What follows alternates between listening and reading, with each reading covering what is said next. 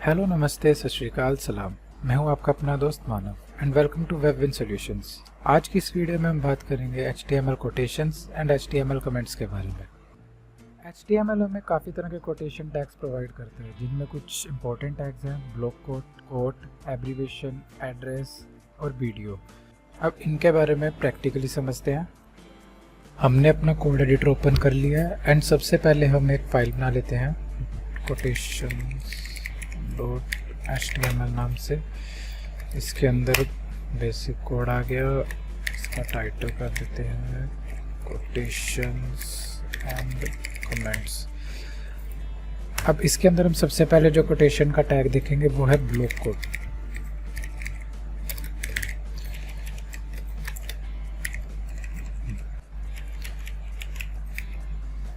Tag समझने से पहले आप लोग ये समझो कि कोटेशन होता क्या है। कोटेशन बेसिकली एक ऐसा टेक्स्ट है जो किसी ने कोई स्पेसिफिकली कहा गया है, जैसे थॉट ऑफ द डे हो गया, वो आप कोटेशन में लिख सकते हो। और इसका अगर सबसे बढ़िया एग्जांपल देखें तो विलियम शेक्सपियर ने कहा था व्हाट इज इन नेम, तो ये कोट है जो कि विलियम शेक्सपियर ने कोट किया हुआ है। ऐसी कोई भी चीज़ है जो भी मतलब कोई ऐसा पर्टिकुलर सेंटेंस है जो किसी ने कहा है, या कोई ऐसी इंपॉर्टेंट चीज़ है जो हम दिखाना चाहते हैं, उसको हम कोट्स में दिखा सकते हैं। इसके अलावा अगर हम किसी और वेबसाइट से कोई डाटा हम दिखा रहे हैं और हम उसको स्पेसिफिकली थोड़ा हाईलाइट करना चाहते हैं तो हम उसको कोट्स में दिखा सकते हैं। ब्लॉक कोट कैसे यूज़ करते हैं, उसके लिए हमें चाहिए ब्लॉक कोट टैग।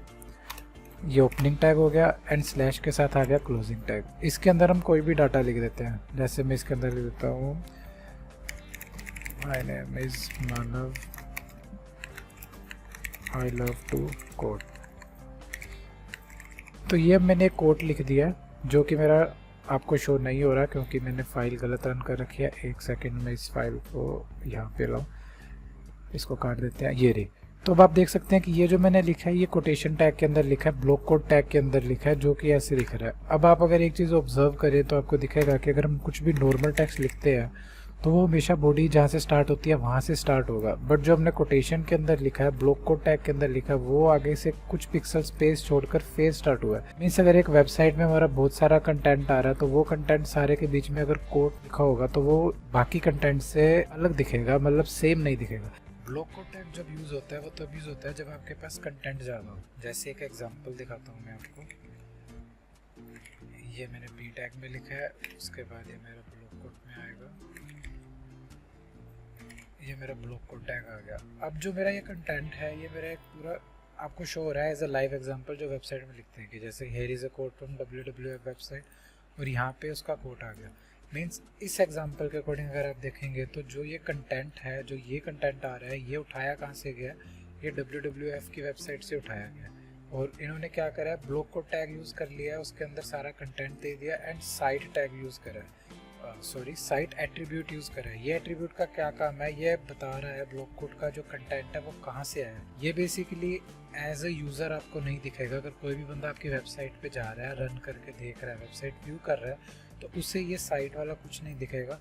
बट जो बैकएंड में काम कर रहे हैं, कोई डेवलपर है, अगर उसको कंटेंट देखना है कि कहाँ से उठाया है कहाँ से नहीं, तो उस पॉइंट पर उसको पता लग जाएगा कि यहाँ से इन्होंने कंटेंट उठा रखा है। और इसके अलावा अगर कोई SEO के पॉइंट से देखे तो जहाँ जहाँ पे इस वेबसाइट की SEO होगी, उसके जहाँ पे टाइटल्स होंगे, उसके जहाँ पर भी ब्लॉग्स होंगे, उस सब में कहीं ना कहीं हमारा बैकलिंक क्रिएट होगा, कहीं ना कहीं हमारी वेबसाइट का भी लिंक आएगा। तो इस कारण से ब्लॉक कोड से हम अपना जो भी कंटेंट है वो हम शो कर सकते हैं। इसके बाद जो है वो है कोड टैग। कोड टैग का मतलब है वो ब्लॉक कोड का छोटा वर्जन है।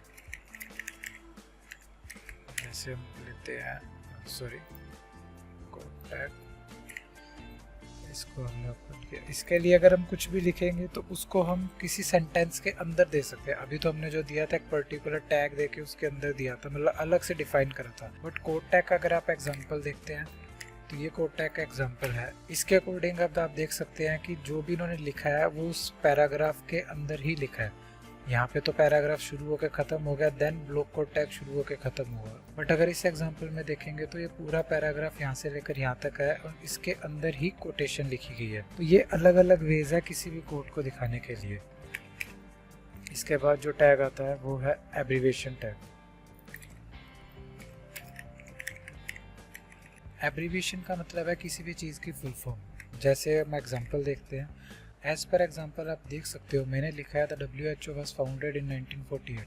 इसमें जो है मैंने एब्रीविएशन टैग यूज़ करा WHO के लिए, क्योंकि WHO जो है वो शॉर्ट फॉर्म है और इसकी एब्रीविएशन है वर्ल्ड हेल्थ ऑर्गेनाइजेशन। इसको जो दिया वो टाइटल एट्रीब्यूट के अंदर दिया है। इसका काम है आपको एज अ टूल टिप, जो भी कंटेंट हम लिखेंगे वो एज अ टूल टिप दिखाएगा। अब हमें यहाँ पर ये नहीं दिख रहा वर्ल्ड हेल्थ ऑर्गेनाइजेशन कहाँ पर लिखा है इस पूरी लाइन में, बट अगर मैं WHO के ऊपर होवर करता हूँ तो आप देख सकते हैं नीचे टूल टिप बन रही है, वर्ल्ड हेल्थ ऑर्गेनाइजेशन लिखा रहा है। मीन्स कोई भी एब्रीविएशन है जो हम शो करना चाहते हैं हम ऐसे दिखा सकते हैं। हमें एक प्री डिफाइंड टैग दिया HTML ने, और आप देखोगे कि नीचे देखो डॉट्स आ रही हैं, मतलब बॉर्डर आ रहा है, डॉटेड बॉर्डर आ रहा है नीचे। ये एब्रीविएशन टैग का बाय डिफॉल्ट डिजाइन है। अब इसके बाद हम अगला टैग देखते हैं एड्रेस टैग। इसका नाम से ही आपको पता लग रहा होगा कि इसके अंदर हम ऑब्वियसली एड्रेस ही लिखेंगे। तो एड्रेस टैग के लिए ओपनिंग टैग आएगा एड्रेस, और उसके बाद क्लोजिंग टैग आएगा एड्रेस का, और इसके अंदर जो भी हमारा एड्रेस है वो हम लिख सकते हैं। जैसे मैं लिख देता हूँ जयपुर इंडिया।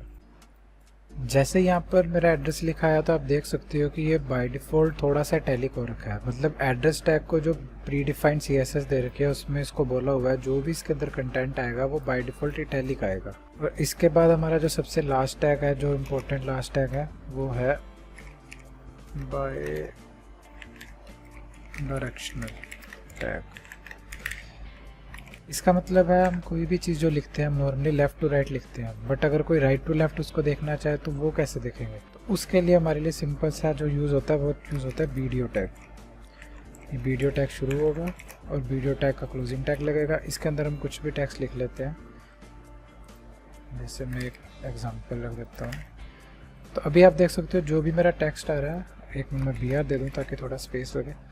अभी आप देख सकते हो हमारा जो भी टेक्स्ट आ रहा है वो एकदम प्रॉपर आ रहा है, बिल्कुल जैसे नॉर्मली आता है वैसे आता है। अब अगर इसको मैं इसका एट्रीब्यूट डिफाइन कर दूँ, मीन्स डायरेक्शन डिफाइन कर दूँ RTR, DIR का मतलब हो गया डायरेक्शन और RTR का मतलब हो गया right to left. By default जो है वो LTR होता है, मीन्स लेफ्ट टू राइट होता है, क्योंकि मोस्ट ऑफ द कंट्रीज़ में जो है राइटिंग है इंग्लिश में होती है या किसी भी उनकी अपनी रीजनल लैंग्वेज में होती है तो वो लेफ्ट से लिखी जाती है। बट कुछ कंट्रीज़ हैं जैसे सऊदी कंट्रीज़ होगी या चाइना की होगी, इनमें जो भी इनकी लैंग्वेजेस होती है वो राइट टू लेफ्ट लिखी जाती है। तो अभी हमारा जो टेक्स्ट था ये देखो आप पीछे से स्टार्ट हो गया, मीन्स ये THIS this text will be उल्टा लिख रहा है। मीन्स इसने बेसिकली करा क्या है, जो भी हमारा टेक्स्ट था उसको RTL कर दिया है, मीन्स राइट टू लेफ्ट कर दिया है। तो ये जो है ये सारे हमारे कोटेशन टैग्स हैं, इन सब का यूज़ अलग अलग है पर इनका मतलब इनके खुद के नाम में ही छुपा हुआ है। इसके बाद हम देखते हैं कमेंट्स। कमेंट्स करने का मतलब हुआ कि हम कोई भी चीज़ जिसको हम चाहते हैं कि वो कंप्यूटर रन ना करे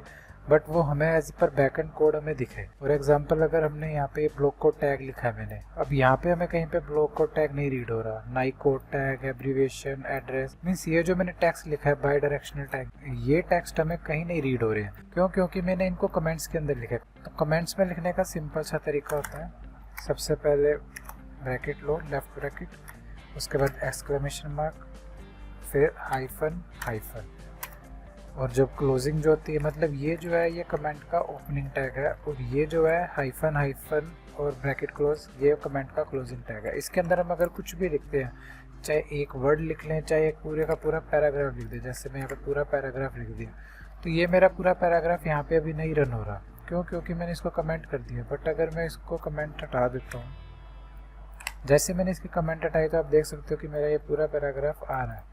वीडियो और नीचे वाला बीच में मर्ज हो रहे हैं, तो मैं इसमें BR देता हूँ ताकि इजी टू अंडरस्टैंड रहे।